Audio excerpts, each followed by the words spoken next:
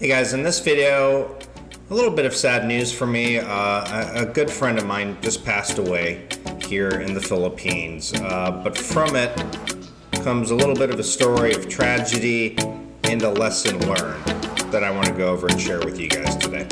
Stick around.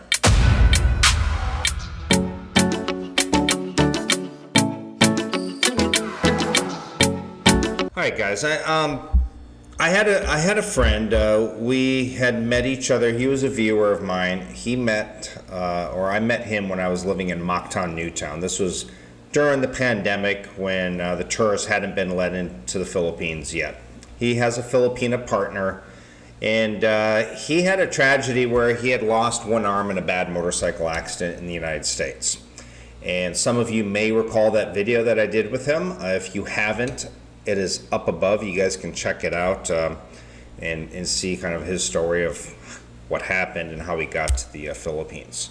But he was living his life. He had a lot of medical problems, and he lived life as he saw fit. And I even mentioned one time, I said, you have a lot of medical issues. You probably could get much better care and probably extend your life if you were living in the U.S. And he said, Gio, I'd rather be happy here in the Philippines and pass away earlier than go back to the United States and live longer but be miserable.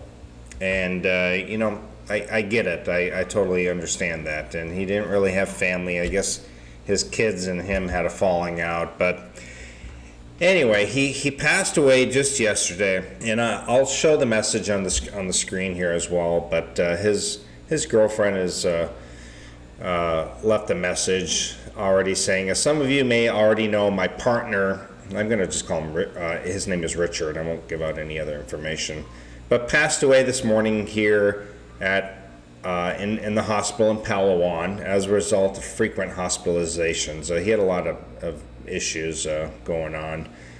And the bill ended up being in the amount of 219,000 pesos to be paid before they will release him for burial.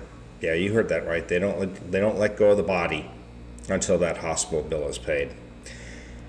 And so, if any amount sent would be helpful, please reach out to me. Thank you. Now, this is not a video where I'm asking you guys to send in money or nothing like that. It's not about that. I'm not asking for any money. But the point of the matter is if you're in the Philippines, and I always tell people you got to have safety precautions in place. Some of those have to do with emergency backup sources. If one source of money dries up, you got another source or another way to get money to you. We've talked about all that in multiple videos. I don't need to go over that again. But here's another thing that can happen that your poor Filipina will be stuck with. The last thing you need in a tragedy, this is not like the U.S. or other countries where if you pass away, if the hospital bill hasn't been paid yet, they hold on to the body. Well, here they do. And unfortunately, she is now in a situation, I don't know how he was financially, but I know he had a savings at one point, and he had started to have some more and more medical issues. And I don't think he had insurance. I don't know about life insurance. But here we are now, and with her being stuck and not being able to get the body for burial. And so you have to think beyond just other emergencies popping up. You have to think beyond here while you're living. You got to think about what happens when I pass away. You need to have a game plan in place of what do you do when you die? Do you want to be buried here? Do you want to be sent back home to be buried near your family? Do you just want to be cremated? You still need to go maybe visit. If you're going to live here, I would still go visit an attorney and find out, hey, I want to know what happens. I need to have something in place that when I pass away, that I've put away enough money for the hospital bill to be paid or whatever. They release the body in for me to be buried or sent back. These are things you need to find out ahead of time. Now, nobody, of course, wants to think about when they pass away, but when that time comes, it certainly has happened now to several of my friends here. in the Philippines. And I'm a fairly young guy. I'm 51, but I have a lot of friends that are older. You know, I'm considered one of the young guys out here in the Philippines, but there's a lot of older guys. And not only that, I know young guys who have passed away from motorcycle accidents and things like that, which is still why I tell people, get travel medical insurance. There's a link down below, and it'll cover for things like this, even, you know, burial and death and getting the body back home, things like that. So, but other than that, get some kind of local insurance here. Get life insurance. You know, if you've got a life partner, whether you get married or not here, and she's a Filipina, once you pass away, she's kind of back down the ladder on the on the social economic level. You know, she was, you know, you met her and she was from the province and you brought her up here. Well, guess what? When you pass away, she's going all the way back down here unless she finds another foreigner with money. But you know, if you're with her for a long time, you really need to start thinking about, okay, what happens if I pass away? Which is why eventually, you know, when Maya and I do tie the knot, that I will buy a house, or I will have a house built. And I will have that house built, and I won't care, you know, that Maya gets it and she does whatever with it, you know. If you do some kind of plan like that, you have to be prepared that in the worst possible scenario, you could lose a house. It almost has to be money that you're willing to just sacrifice. But it gets me back to the death thing. And again, I don't know all the details on it. I know the last time I talked to him that his money, his savings had dried up because he started having a lot of fluid buildup and diabetes. And a lot of fluid buildup in his legs. He would have to go almost weekly to get the fluid drained out, and it was just eating up his savings. And I don't think he had anything planned in case he passed away. I do want to share a little bit of a story. We were together in Cebu, Mactan, Newtown, when the typhoon happened. And when the typhoon happened, I think he was living up, I want to say like he was living on the 12th floor or something, and he loved the view, and he liked Mactan, Newtown a lot. He had one of those little scooters where he could zip around Mactan, Newtown, and you know, there's certain areas that are better than others as far as if you're handicapped out here in the Philippines. You know, some areas I just don't recommend.